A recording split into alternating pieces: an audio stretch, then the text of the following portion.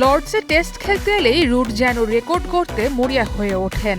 আগেরবার ঐতিহাসিক এই মাঠে তৃতীয় ব্যাটার হিসেবে টানা ৩ ইনিংসে সেঞ্চুরি করার রেকর্ড করেছিলেন।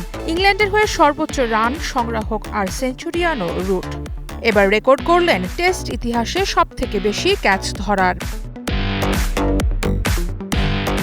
রুটের ক্যাচ ধরার নেশাটা হয়েছিল কলেজে।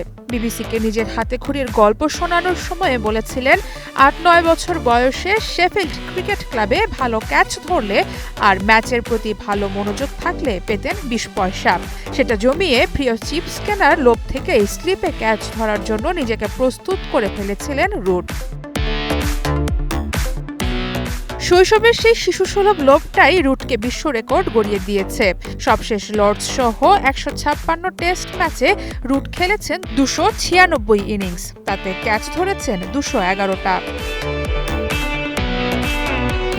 এর আগে এই রেকর্ড ছিল ভারতের রাহুল দ্রাবিড়ের। ১৬৪ ম্যাচে ৩০১ ইনিংস খেলে দ্রাবিড় ক্যাচ ধরেছিলেন ২১০টি।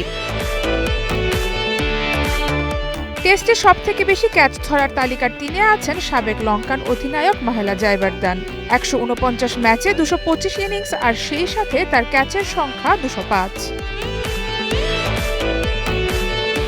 ৪-এ আছেন অস্ট্রেলিয়ার স্টিভেন স্মিথ। ১১৮ ম্যাচে ২২৫ ইনিংসে স্মিথ ক্যাচ ধরেছেন ২২০টি। আর তালিকার ৫ নম্বরে আছেন জ্যাক ক্যালিস। ১৬৬ ম্যাচে ৩১৫ ইনিংস খেলে এই প্রোটিয়া অলরাউন্ডারের ক্যাচ সংখ্যা ২০০টি।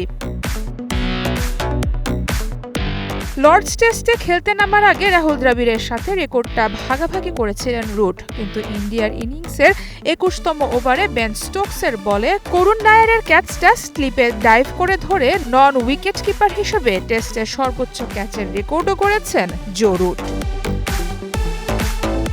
সারা মাহবুব, স্টার নিউজ।